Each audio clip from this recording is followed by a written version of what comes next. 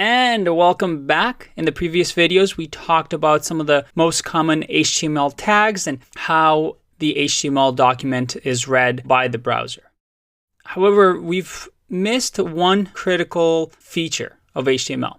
And if we go back to our diagram here that we should remember from the first section, the HTML file gets sent to us, but the power of HTML is in its ability to link to other documents. So if I go back here to our website, it's a simple one-page website, but I can't really click on Fuji or Apple or banana.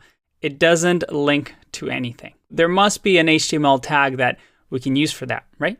Well, yes, there is. It's called an anchor tag. So an anchor tag is very easy, just an A. And this anchor tag has something called an href, which is an attribute, and it's the hypertext reference. So in this href, you'll be able to link to something. So let's close this A tag. It has an opening and a closing tag. And if I save this and refresh the page, well, nothing happens because you need something in the anchor tag. So let's do new page. I save that, I refresh, and we have new page here. Now if I click this, nothing happens. So you can see that it has the link and the mouse changes images, so it's clickable, but nothing happens. Well, that's because we need to specify where we want the link to go. Now let's think about this. If we want to link to a new page, we don't really have another new page. If you remember, we only have index.html. Wouldn't it be great if there was another file that we can link to? Well, let's create another file. Let's open up Sublime Text actually. I'm going to say File, New File.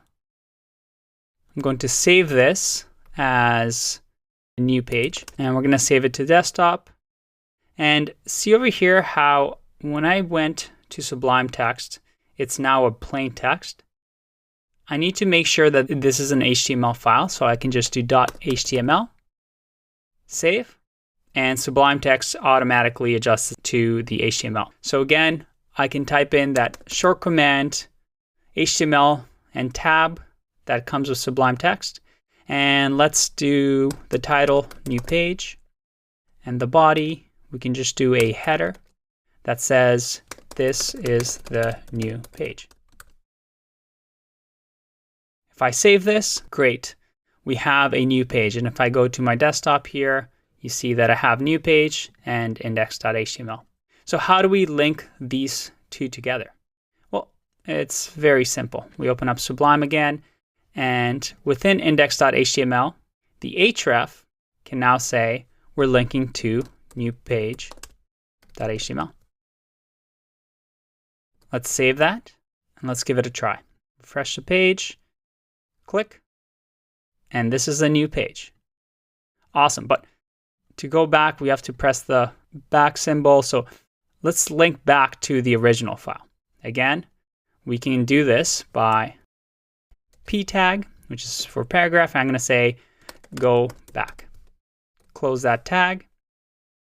But hold on a minute. I need an anchor tag, right? If I just save this and refresh the page, I say go back, but what if you really, really want this to be a paragraph? Or let's say you want this to be an H2, but you also want it to be an anchor tag.